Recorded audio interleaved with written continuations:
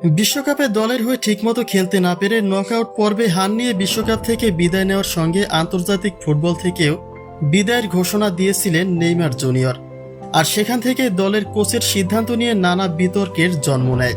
Coach আনচেলত্তির পরিকল্পনায় Neymar ছিলেন অতিরিক্ত, কিন্তু সেই ধারণাকে উড়িয়ে দিয়ে জোড়া গোল করে আবারও নিজের গুরুত্ব বুঝিয়ে দিলেন নেইমার জুনিয়র। শাপকোয়েন্সের বিপক্ষে তার জোড়া গোলেই হার এড়িয়েছে সান্তোস।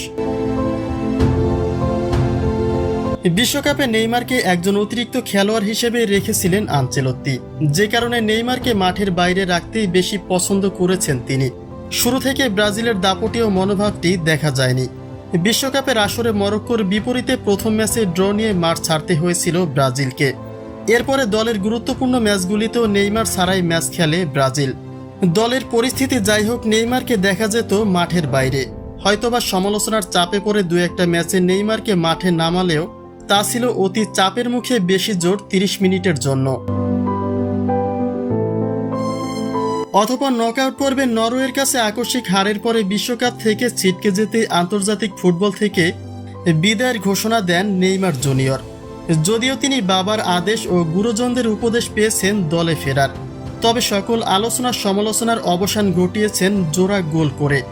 নেইমার যে এখনও দলের মূল ভরসা হতে পারেন সেই প্রমাণ তিনি দিয়েছেন।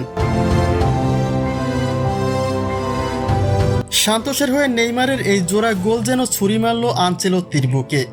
একে তো বিশ্বকাপ থেকে ব্রাজিলের বিদায়ের পরে চাপে পড়েন আনচেলত্তি, আর তার উপরে নেইমারের এমন চোখ ধাঁধানো পারফর্ম যে সেই চাপ দ্বিগুণ করবে তাতে কোনো সন্দেহ নেই। বিশ্বকাপের প্রতিটি ম্যাচে নেইমার যদি 90 মিনিট খেলার সুযোগ পেতেন, তাহলে বিশ্বকাপের ফলাফলটা ভিন্ন রকমও হতে পারত।